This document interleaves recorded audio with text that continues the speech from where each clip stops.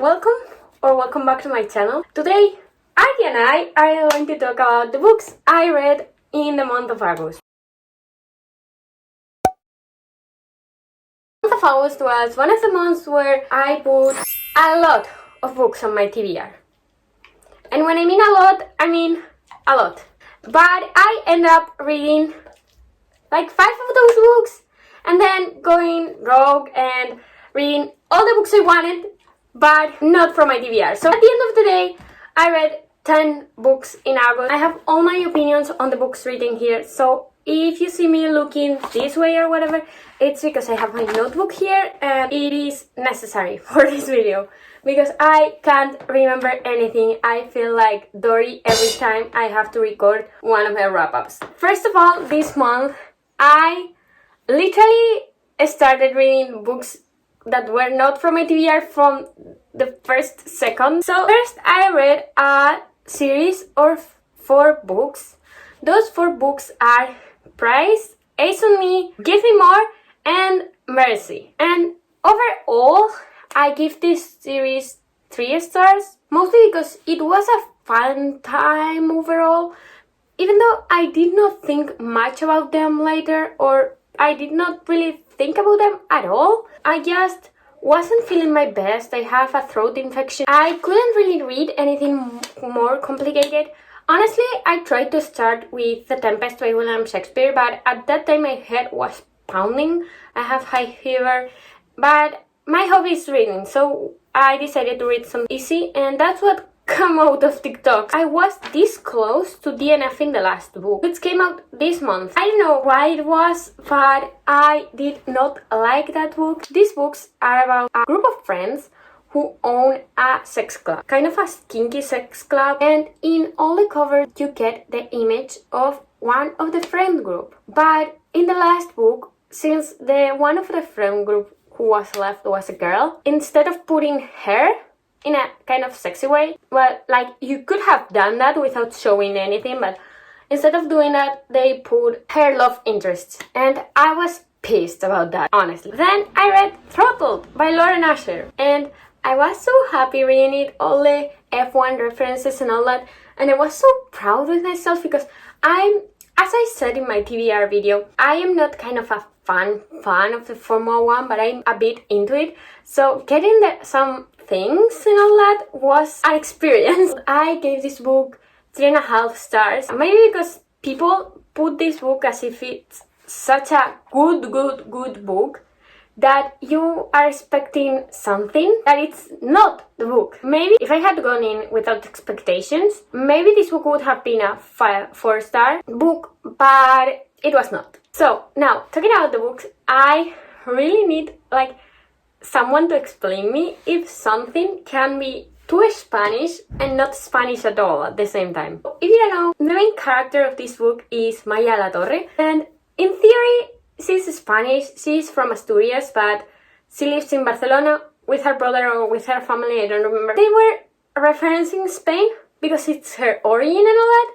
but they were kind of like, yeah, paella and sangria. That's all the references there were. So it kind of bugged me a lot, but I think it's kind of prejudice in the way that people see Spain from outside. So maybe if the references would have been to Italy and they would have mentioned pasta, I wouldn't have any trouble with that. But because it hits close to home in some way, I was cringing a bit with that. And also I have to acknowledge this. It's not a spoiler or anything. Well, kind of is. It's not an important plot point, but I have to acknowledge this. Noah, the main love interest, goes to therapy. And the moment he went to therapy, I was so happy. You don't realize how much toxic bad boys we have that need therapy. And all the readers say, okay, these guys need therapy. But they never actually go to therapy. The next book I read, I'm going to say I read it, but I actually DNF'd it when I was 97% through. I literally had 3% left to finish the book, but I couldn't bring myself to read this. So I'm going to say I read this. Because for 3%, I read this thing. It was 10 of Pipers, and this book was so bad I wanted to give it a 0, but I couldn't, so I give it a 1. First thing I have to acknowledge is one single reference more to snakes, and I swear I will kill myself. Also, I have a question for everyone who likes this book. Where is the chemistry? I mean, I read reverse aram, and I'm not ashamed of it or anything. I like it, kind of. No, I actually like it a lot. And I read this thing, and I was like, okay, the characters have zero chemistry. Zero chemistry. Out of nowhere, they start feeling things for each other without any previous history or anything. When they are together, you also don't kind of get it. I also felt like they were sudden changes on the character's personality. I mean, this is a 600-page book. You could have developed the characters well, but you didn't. From one point to the other, you just changed their personalities. It also wasn't written well. There were abrupt changes, no progression or build up in any way. I don't know. I did not like this book. If you want reverse aram recommendations, ask me.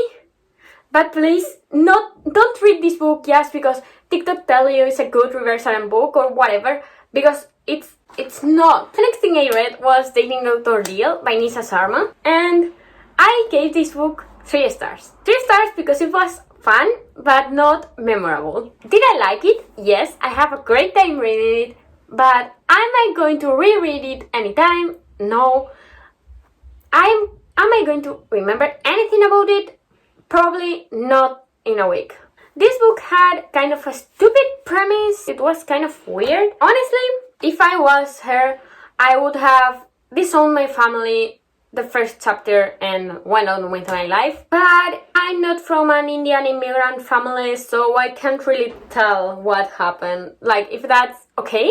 Like, I mean, are you okay? Because I really don't understand. I mean, I understand that people from certain countries have certain things that have to be done that way, but being treated like that, I don't know, it didn't sit well with me. This reminded me a lot of the Kiss Quotient. Not the premise, but the family environment when they were together and all that.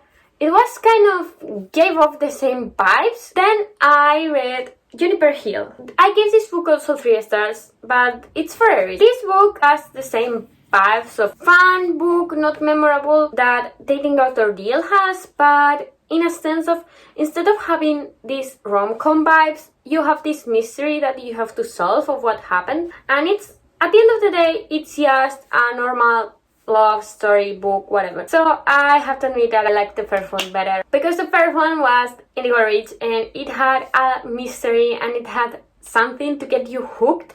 In this, here you only have like the background story of the characters to discover, and it really wasn't special or anything. Then also, I finished Fuel the Fire this month instead of finishing last month. So I counted that as reading Long Way Down / Fuel the Fire from my TBR, because I didn't finish Fuel the Fire last month, so I finished it this month. And I gave it 3.75 stars, maybe because I was sad. I was sad because I didn't love it as much as the first one. The other Connor and Rose book, Kiss the Sky, was 5 stars for me. I loved that book. And this one, it was okay, but it wasn't addicting in the way that Kiss the Sky was. It was still a good book nonetheless. Kristen Becca-Ritchie, I don't know what they put in those books. I really don't know. And the last book I read, and was finally the first book I actually read on the physical book, and this is Normal People. I haven't finished it, actually, but I'm around 60% in or 70%, so I'm planning on finishing this today, and then I will post a blog, because I'm recording a blog of this.